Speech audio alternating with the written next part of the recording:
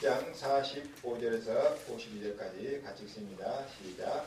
예수께서 즉시 제자들을 접촉하사 자기가 그들을 보내는 동안에 배 타고 앞서 건너편 벳세다로 가게 하시고 무리를 작별하신 후에 기도하러 산으로 가십니다. 저물에 배는 바다 가운데 있고 예수께서는 물로 밑에 계시다가 바람이 거스름으로 제자들이 물기에 놓여진 것을 보시고 밤 사경쯤에 바다 위로 걸어서 그들에게 오사 지나가려고 하시며 제자들이 그가 바다 위로 걸어오시는 거 보고 유인가여 서로 이르니 그들이 다 예수를 보고 놀라니라. 이에 예수께서 곧 그들에게 말씀하여 이르시되 안심하라 괜히 두려워하지 말라 하시고 배에 올라 그들에게 가시니 바람이 그치니라. 제자들의 마음에 심히 놀라니 이는 그들이 어떻게 있을지를 깨닫지 못하고 도리어 그 마음이 불안해졌습니다. 아멘. 오늘 본문에 보니까 예수님께서 바다 위를 걸어오셨다 그렇게 되어 있어요. 하나님은 시공간을 초월할 수 있습니다. 오늘 여러분께서 이 믿음이 회복되는 그런 날이 되시기를 바랍니다. 도대체 예수 그리스도가 누구냐? 이게 신약 성경의 주제입니다. 오늘 이 마가복음을 읽으면서 여러분들이 답을 내려야 됩니다. 도대체 예수 그리스도는 누구신가? 무엇 때문에 죽은 사람에 가서 예수를 영접하려고 우리가 있습니까?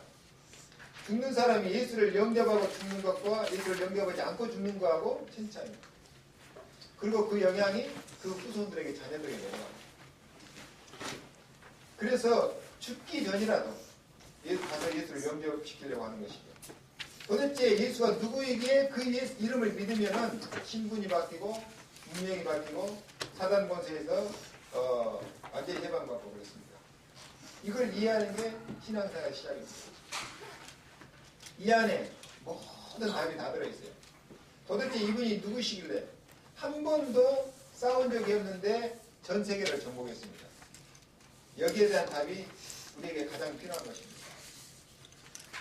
지금까지 가장 많은 영향을 입힌 이분이 도대체 누구냐를 아는 것이 우리 인생과 신앙생활의 시작이고 그거 알고 나면 달라집니다. 어떤 학생에게 복음을 전하는데 예수님이 누구냐 이렇게 물었더니 그 학생이 특명하게 대답하기를 기독교인들이 믿는 교주 아닙니까? 그렇게 얘기를 해요. 그래서 웃음이 나왔어요. 여러분 예수님을 갖다가 어느 종교의 교주로 보면 곤란한 거죠. 오해도 보통 오해가 아니죠. 자, 아무도 해결해 줄 수 없는 창세기 3장 문제를 해결하신 그분이다 그런 뜻입니다. 예수가 바로 그리스도란 말이죠. 쉽게 말하면 저와 여러분이 아무리 해도 운명 저주에서 벗어날 수 없는데 그것을 벗어나게 해주실 분이다 그 말이에요. 우리의 죄와 저주 지옥 권세를 이길 사람은 단 한 명도 없습니다. 근데 거기서 해방받게 했다 그런 뜻입니다. 그러니까 사단은 분명히 존재하고 여러분을 괴롭히고 있습니다. 그 권세를 꺾은 분이 바로 예수 그리스도입니다. 그래서 그 그리스도가 바로 예수다. 이게 여러분에게 답이 되기를 주의로 축원합니다. 그래서 예수님이 제자들을 모아놓고 제일 먼저 질문한 게 있어요. 그게 뭡니까? 야, 너희들 어느 대학 나왔냐? 그거 안 물어봤어요. 너희들 누구 밑에서 배웠냐? 너희들이 가는 재난이 얼마냐? 그런 거 안 물어봤어요. 도대체 사람들이 나를 누구라 하냐? 그러면 너희는 나를 누구라 하느냐? 그걸 제일 처음 물어봤어요. 거기에 대한 답을 듣고 나서 본격적으로 제자 훈련을 하신 겁니다. 아무도 바르게 대답 못했는데 베드로가 대답했어요. 주는 그리스도시요 살아계신 하나님의 아들이십니다. 지상에서 최초의 고백입니다. 바요나 시몬아 내가 복이 있구나. 이를 알게 하신 이는 혈육이 아니요 하늘에 계신 내 아버지다. 음부의 권세가 너를 이기지 못할 것이다. 내가 내게 천국 열쇠를 주겠다. 네가 땅에서 무엇인지 풀면 하늘에서 풀릴 것이고 네가 땅에서 무엇인지 매면 하늘에서 매일 것이다. 그 응답을 주셨어요. 베드로가 그리스도 고백하고 엄청난 축복을 받았죠. 여러분들이 신약 성경을 읽어가 나가면서 예수님이 누구인가 여기에 대한 분명한 답을 얻어야 해요. 이 답을 얻지 못하고 여기에 질문을 제대로 하지 못하면 여러분 아무리 신앙생활도 헛일입니다. 이 질문에 제대로 대답을 한다면 틀림없이 여러분에게는 역사가 일어납니다. 그리고 제가 여러분을 설교하고 메시지하는 목적이 이거예요. 그리스도를 여러분에게 전달하는 것입니다. 과연 예수가 물리를 걸칠 수 있느냐? 오늘 이 답을 얻기를 바랍니다. 지난 주간에는 500여를 가지고 5,000명을 먹게 하시더니 이번에는 물리를 거셨단 말이죠. 도대체 예수가 누구냐 말이죠. 오늘 본문에 보면 예수님께서 산에 기도하러 가셨고 또 바다 한가운데서 풍랑이 일어서 두려워하는 제자들에게 가기 위해서 물리를 걸으셨다고 되어 있습니다. 여러분 과연 물리를 걸었단 말이 이해됩니까? 성경에 있으니까 그런갑다 하지 여러분 사실 안 믿어질 거예요. 지금요 세계교회와 한국교회를 망치고 있는 게 신신학이라는 게 있어요. 신신학, 새로 나온 신학이라는 건데 이 신신학이 완전히 망치고 있어요. 한국교회 절반은 신신학입니다. 신신학. 말 안 하고 있지만 여러분은 잘 모르지만 사실 이게 어떻게 보면 이단이에요. 일반 교인들은 모릅니다. 자, 신신학자들이 예수님을 물리를 걸은 이 사건을 보면 뭐라고 하냐? 아니 어떻게 사람이 물리를 걸을 수 있냐? 과학적으로 생각을 해봐라. 자, 과학적으로 생각해 볼 때 한 발이 물리를 딱 디디면은 빠지기 전에 다른 발이 디뎌야 된단 말이죠. 그리고 그 발이 빠지기 전에 또 다른 발이 올라서야 돼요. 그게 가능하겠냐? 이렇게 나왔어요. 아마도 그 해변가에 모래 위에 그 물리 해변가에 보면 얕잖아요. 그 모래에 있는데 그 위를 걸어오는 걸 보고 그렇게 기록했을 것이다. 이렇게 얘기를 한 거예요. 여러분은 어떻게 생각합니까? 과연 예수님 물리를 걸었겠냐? 오늘 본문 한번 보겠습니다. 47절 같이 읽겠습니다. 시작. 저물매 배는 바다 한 가운데. 바다 어디 있다고? 배는 바다 가운데 있고 그랬어요. 자, 사실은 바다가 아니고 호수입니다. 갈릴리 호수. 근데 하도 크니까 그때 당시 사람들이 바다라고 불렀어요. 그러면 바다가 아무리 얕아도 사람 키 몇 배는 되겠죠. 그 한 가운데 떠 있고 예수님은 거기까지 걸어가셨다고 되어 있거든요. 그러면 바다 가를 걸었단 말이 안 되는 거예요. 도대체 예수님이 누구시냐? 어떻게 해서 물리를 걸어갈 수 있냐? 신신학자들이 도저히 믿을 수도 없고 이해가 안 되는 내용입니다. 그런데 이런 신학을 배운 사람들이 절반을 찾아봤어요. 유럽교회가 완전히 지금 문 닫았습니다. 이 신신학 때문에. 지금 미국교회 절반은 망해가고 있습니다. 이 신신학 때문에. 한국교회는 부인을 안 합니다. 그리고 그런데 또 말도 안 해요. 말 안 하는 거하고 부인 안 하는 거하고 똑같아요. 쌤. 서서히 그렇게 됩니다. 말하자면 인간의 이성으로 제안해서 하나님을 판단하고 믿으려고 하는 사람. 그러니까 맨날 강조하는 게 뭐예요? 육신적인 걸 강조해요. 이것들이 여러분들이 이 메시지를 들을 때 이걸 분별할 수 있다 하면 여러분은 보통 분이 아니죠. 메시지를 듣는데 강조점이 많이 달라요. 근데 그 강조점이 여러분 머릿속에 들어간다는 말이죠. 우리가 열심히 하는 것도 중요하지만 도대체 이분이 누구신가를 바로 알고 신앙생활을 해야 된다고 말이에요. 사실상 그리스도이신 예수를 안 믿는 것은 곧 하나님을 안 믿는 겁니다. 여러분 저하고 나하고 앉아서 얘기를 하는데 여러분이 나가 누군지를 모르면 대화가 제대로 되겠어요? 안 되잖아요. 나에 대해서 가대평가로 해도 안 되지만 가소평가해도 안 돼요. 적절하게 정확하게 보고 판단을 해야 된단 말이에요. 그래야 올바른 대화를 할 수 있는 것이죠. 하나님께서 인간을 구원하기 위해 그리스도를 보냈다. 사단의 손아귀에 그냥 두면 망하니까 우리를 건져내기 위해서 그리스도를 보냈다고 말해요. 모든 아담의 자손은 운명에 빠졌습니다. 그래서 문제오면 점칠 수밖에 없어요. 거기다가 눈에 보이지 않는 사단이 속고 있습니다. 거기서 건져내시려고 그리스도를 보내신 것입니다. 창세기 3장 문제를 우리는 해결할 수 없어요. 모든 문제는 창세기 3장에서부터 시작됐습니다. 이 질문이 가장 중요해요. 도대체 나에게 그리스도가 누구냐?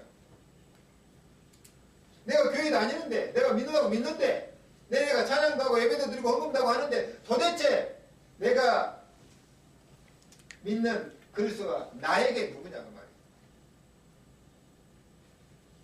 이 사실이 고백이 안 되면 결국은 종교생활을 하게 됩니다. 그리고 이 사실이 이해 안 되는 설교자가 메시지하면 거의가 육신적인 복 강조합니다. 그리고 착하게 살아 선행 강조합니다. 거의 그래요. 메시지. 자, 예수가 그리스도다 이 말에는 많은 것이 포함되는데 그 중에서도 예수가 바로 하나님이라는 사실. 이 믿음이 있어야 됩니다. 그러면 우리가 물리를 걸을 수 있다 없다 그건 얘기할 필요가 없는 거예요. 예수님은 죽음에서 부활했고 지금 성령으로 우리와 역사하고 계신다. 여기에 대한 믿음입니다. 그래서 그분은 시공간을 초월할 수 있습니다. 안 믿어지거든 믿지 마시기 바랍니다. 믿어지거든 믿기 바랍니다. 저는 믿어집니다. 하나님께서 인간을 구원하시려고 그리스도를 보내시사 사람의 몸을 잊게 하셨고 십자가의 죽음을 통해 우리 모든 저주를 해결하시고 다시 원래의 모습으로 부활하신 거예요. 지금 성령으로 우리가 역사하기 위해서 부활하셨다는 말입니다. 이걸 안 믿는 게 신신 아닙니다. 지금 신학교 들어가면요, 거의가 절반 이상은 신신학자 밑에서 배워요. 조심해야 돼, 그래.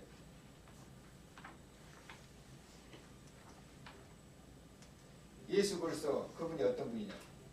우리가 성공한다, 못한다, 그게 지금 이슈가 아니란 말입니다. 우리가 해방 받는다, 못 받는다, 그게 중요한 게 아니에요, 지금. 우리가 돈 버냐, 못 버냐, 그게 지금 그런 레벨이 아니단 말이죠. 도대체 예수 그리스도가 누구냐? 그분은 창조시요. 그분은 유일하신 하나님입니다. 아멘입니까? 그러니까 그분은 물리를 걸을 수 있는 겁니다. 오병이어 기적도 일으킬 수 있는 겁니다. 이런 인생 모든 문제 해답이고 해결책입니다. 이걸 꼭 기억해야 돼요. 그럼 어떻게 이걸 깨닫는가? 아니 500명 가지고 5,000명 먹고 남이 대단하다. 그래서 사람들이 예수를 뭘로 봤어요? 왕 삼자고 그랬어요. 왕. 그러다가 예수님이 물리를 걸어오는 걸 보고 뭐라 했어요? 유령인가 싶어서 두려웠다고 그랬어요. 뭔 말입니까? 제자들도 예수를 영적으로 깨닫지 못하고 육신적으로 보고 있었다고 말해요. 유령에 대한 생각은 세상 사람을 갖고 있는 불건전 신비주의적인 생각입니다. 근데 오늘날 기독교인들도 그런 신앙을 많이 갖고 있어요. 불건전 신비주의. 맹신하고 광신하는 신앙. 아니면은 자기 머리로 하나님을 판단해서 믿어요. 자기 이성으로. 그러니까 둘 다 틀린 겁니다. 우리는 성령 안에서 하나님 말씀을 잘 보시기 바랍니다. 절대 내 이성으로는 하나님을 제대로 알고 믿을 수가 없어요. 우리 머리가 아무리 똑똑해도 IQ 140, 150밖에 안 돼요. 어떻게 귀신들이 사람에게 예수 그리스도 복음을 전했더니 귀신이 떠나고 회복됩니까? 한번 여러분이 체험해 보시기 바랍니다. 다행스럽게 저는 몇 번 체험을 해봤습니다. 예수 그리스도 이름으로 기도하고 복음 전했는데 귀신이 떠나고, 예수 그리스도 이름으로 기도했는데 병이 나고, 귀신 나가고 안 나가고는 하나님 손에 달려있지만 도대체 이 사람에게 가장 필요한 게 뭐겠냐고 말이에요. 그게 복음입니다. 그리스도의 복음. 복음 전했더니 회복되기 시작한다. 여러분 정말 올바른 믿음으로 잘하시기를 바랍니다. 틀리게 처음에 돌아보면 골치 아파요. 한 번은 한국에 있을 때요, 제가 잘 아는 목사님이 얘기하는데, 정신병원에 가면요, 그 주변 교회 목사님들이 매주 한 번씩 돌아가면서 와서 예배를 인도해요. 그러면 이제 환자들 모아놓고 예배를 드린단 말이에요. 그런데 이상한 소문이 도는 거야. 무슨 소문이냐? 다른 목사님들이 와서 예배를 인도할 때는 환자 3-4명 앉아있어요. 그런데 제가 아는 목사님이 메시지를 하면은 환자가 많이 모인단 말이에요. 근데 여기 이제 원장 목사님 뒤에 들어가서 원장 목사님이 장로님인데 궁금해진 거예요. 그래서 와서 참석해봤어요. 참석에 의뢰를 많이 받았어요. 이 목사님한테. 뭐봐요. 보니까 정확하고 순수한 복음 그대로 전할 거예요. 그래서 이분이 다른 목사님들 가능하면 끊고 이분만 계속 모셨다는 거예요. 정신병 환자도 그리스도가 필요합니다. 아멘입니까? 누구도 대통령도 그리스도가 필요합니다. 그리스도가 아니면 우리 죄와 저주 문제 해결할 수 없습니다. 사단의 권세에 자유받을 수가 없습니다. 하다못해 우리 안 좋은 습관 하나도 끊을 수 없어요.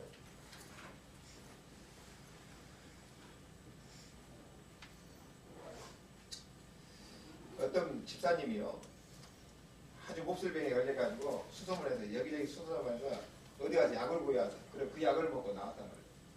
이 양반이 만나는 사람마다 교회마다 밖에 나가든지 이 약 자랑을 하는 거예요. 이 약 먹고 고쳤다고.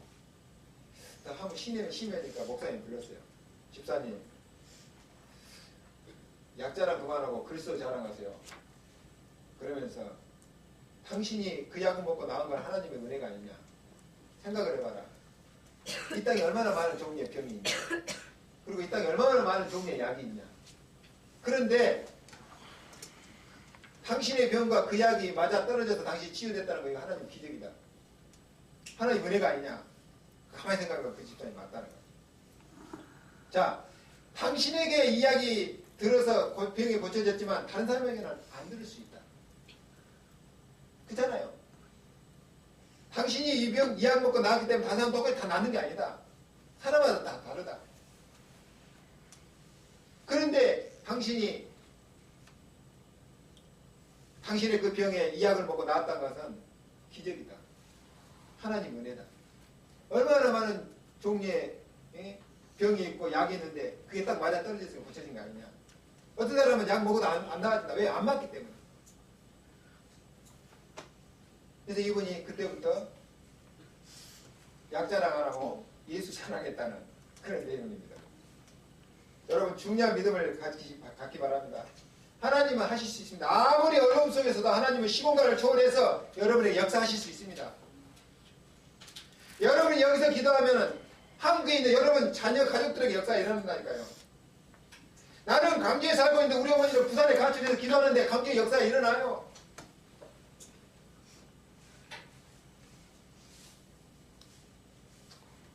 자, 두 번째로 이해해야 될 것은 그리스도는 물리를 거셨단 말이 무슨 말인가? 그리스도께서 십자가에서 승리했단 말이 뭔 말입니까? 한마디로 얘기하면 그리스도와 우리 함께하면 어떤 문제도 해결할 수 있다 그 말입니다. 그리스도로 충만한 것이 성령 충만이요 믿음 충만입니다. 이 체험을 하시기 바랍니다. 예수 그리스도 이름으로 기도했을 때 어떤 일이 벌어지는가 이 체험을 꼭 한번 해봐야 돼요. 도대체 이분이 누구냐?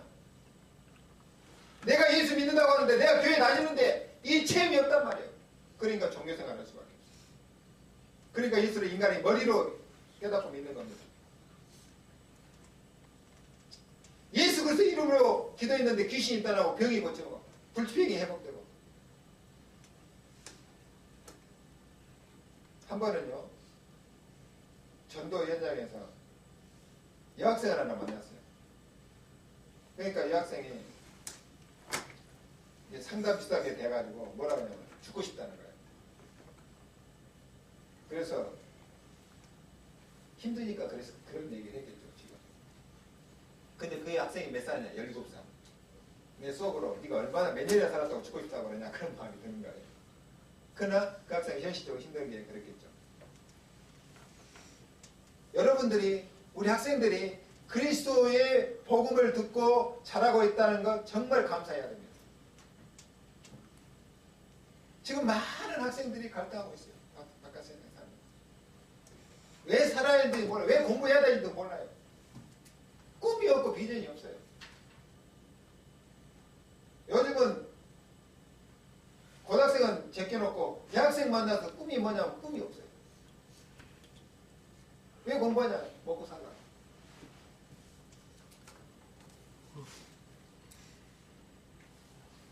사단이 물질 문명, 기계 문명으로 우리 머리를 완전히 지금 이상하게 만들어 가고 있잖아요.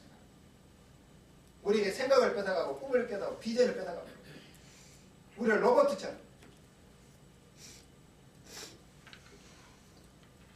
저는 아무리 생각해도 또 생각해도 여러분에게 전할 메시지는 그리스도의 메시지밖에 없어요. 다른 지식은 책을 참고하고 요즘 뭐 얼마나 많은 좋은 프로그램이 많습니까? 내가 이것을 하고 저걸 했더니 이렇게 됐다 저렇게 됐다 맞지만 다 거짓말입니다. 여러분 그리스도 하는 순간부터 하나님 자녀 되었고 그분 이름 부를 때부터 아무도 줄 수 없는 축복을 우리가 받은 거예요. 저는 그분 알고 아무나 할 수 없는 그 일을 하고 있습니다. 너는 베드로라 이 반석 위에 내 교회를 세우리니 음부의 권세가 이기지 못할 것이다. 내가 너에게 천국 열쇠를 주노라. 이 축복을 여러분 것으로 누리길 바랍니다. 어렵습니까? 여러분에게 천국 열쇠를 주셨어요. 힘듭니까? 사단이 절대 여러분을 넘어뜨릴 수가 없습니다. 확신하시기 바랍니다. 결론입니다. 오병이어의 기적을 잊어버린 제자들처럼 우리는 응답받고도 금방 또 잊어버려요. 아니 금방 오병이어 기적처럼 해놓고도 예수께서 물리러 걸어오니까 유령인가 하고 두려워해요. 그리고 그 은혜 잊어버리고 문제 오면 또 불안해합니다. 또 염려합니다. 그리스도와 복음이 각인이 안 돼서 그래요. 말하면 아는데 각인이 안 돼 있다니까. 그리스도의 그 비밀이 내 삶의 동력이 되고 나를 움직여 갈 수 있는 능력으로 나타날 때까지 각인이 돼야 되는데 이게 안 돼 있단 말이에요.